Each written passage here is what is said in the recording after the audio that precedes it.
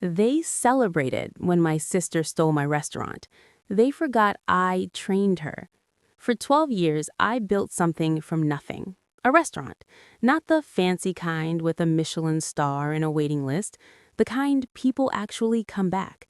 The kind where the regulars know your name. Where birthdays get celebrated at the same corner booth every year.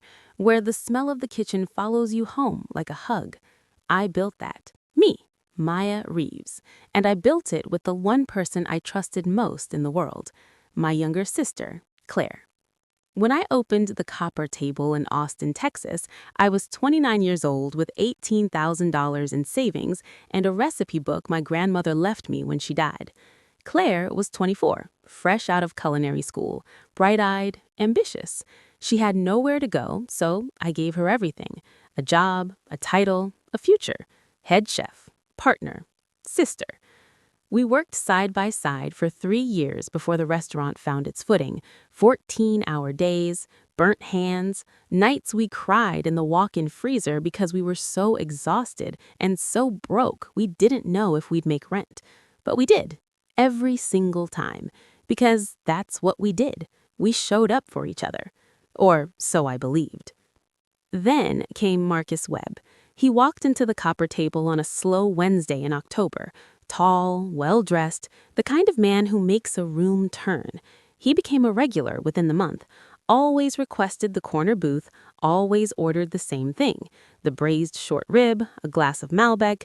I noticed him because he noticed everything: how the lighting changed the mood, how the menu told a story, how the smallest details, the weight of the fork, the texture of the bread, either kept a customer or lost them. He understood restaurants the way I understood them. We started talking, then texting, then falling. I thought Marcus was the missing piece, a partner in life to match the one I had in business.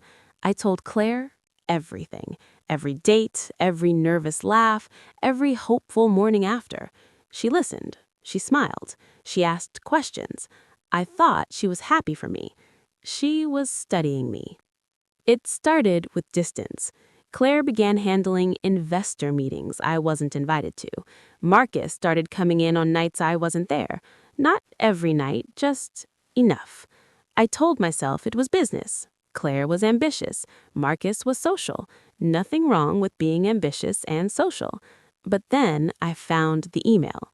I wasn't snooping. I was looking for a vendor invoice on our shared business account. And there it was. Subject line: next steps after Maya. My name after my name. I sat down slowly. I read every word. Marcus had approached Claire 6 months earlier, not as my boyfriend, as an investor. He wanted the Copper Table, but he didn't want me. He said I was too emotionally attached to scale the brand, that the restaurant would grow faster without my influence. And Claire? Claire had agreed. There were emails going back 8 months of secret meetings, of restructuring plans, of legal consultations. 8 months of smiling at me over the prep station, texts me good morning, of telling me she loved me, while planning to take everything I built. Here's what most people would do: scream, cry, confront. Here's what I did. I closed the laptop, made myself a cup of coffee, and I thought. Because I'd learned something growing up at Claire. She was clever, but she'd always been reactive. She moved fast when she thought she had the upper hand. She made mistakes when she felt safe. So I was going to make her feel very safe. I spent 2 weeks meeting quietly with my attorney. Her name was Patricia Voss. Sharp, methodical, the kind of woman who found satisfaction in paperwork the way other people found it in revenge movies. She said, "Walk me through every document you signed with your sister." I did. And here's what we found. When Claire and I became partners, I had structured the agreement carefully. She owned 35% of the business. I owned 65%. More importantly, any ownership transfer required my written consent. Any new investor required my written approval.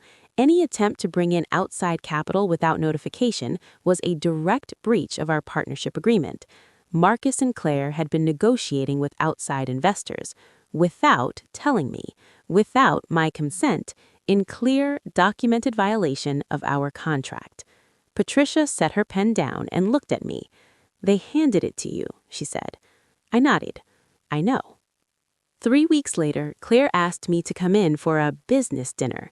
She said Marcus wanted to officially discuss the restaurant's future direction.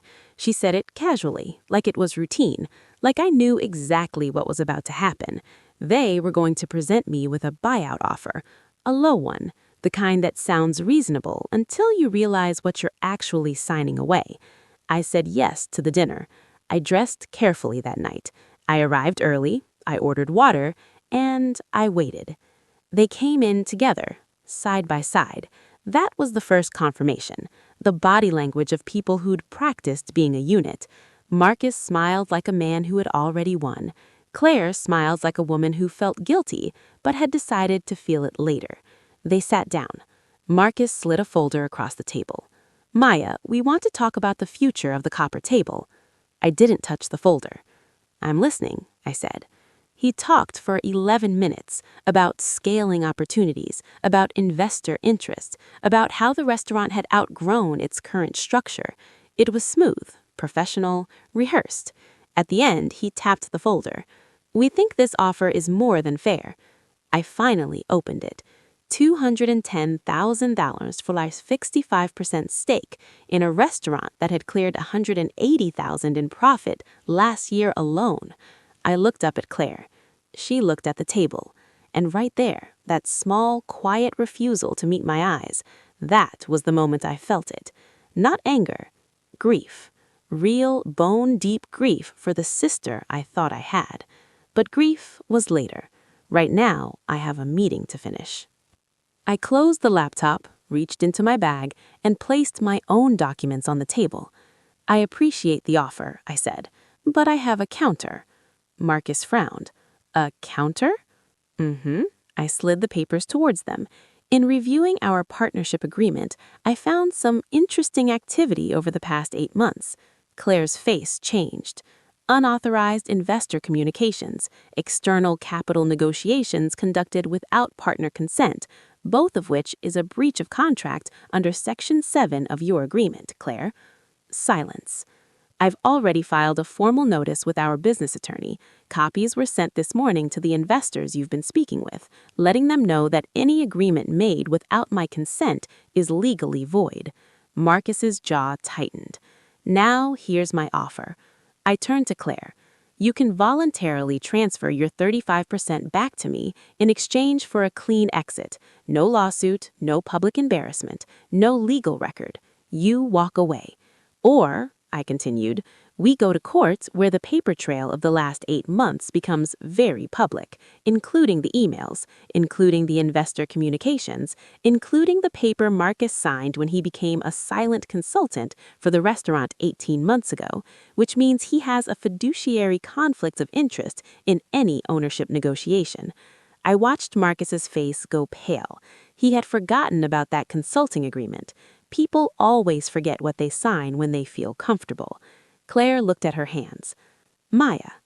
"I love you," I said quietly. "I genuinely do. But this is a business meeting." Claire signed the exit agreement 4 days later. Marcus withdrew from any restaurant involvement entirely. His attorney strongly advised it once ours laid out the conflict of interest exposure. The investors they'd been courting, they reached out to me directly. Turns out they were actually interested in the restaurant's numbers, not in the drama, not in the scheme, just in a well-run business with strong margins and a loyal customer base. We closed a legitimate investment deal 6 weeks later, on my terms, for more than 3 times what Marcus had offered me to walk away. She got a clean exit. No lawsuit, no public embarrassment, no legal record. She also got Marcus, briefly. They lasted 4 months. Turns out a relationship built on a shared scheme doesn't have much to stand on once the scheme collapses. I heard through a mutual friend that she'd gone back to culinary school, starting over. I didn't feel satisfied when I heard that. I felt something quieter, something that took me a long time to name. Relief, that she might finally build something of her own. Betrayal from a stranger is a shock. Betrayal from someone you love is an education.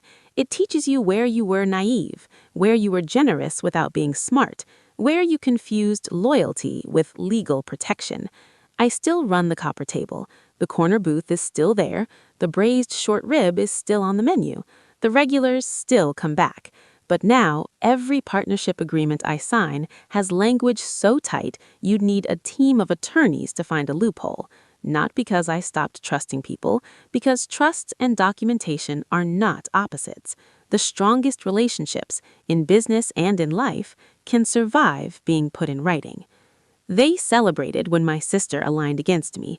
They thought I was the soft one, the emotional one, the one too attached to let go. What they didn't know, I wasn't attached to the restaurant because I was weak. I was attached because I built it.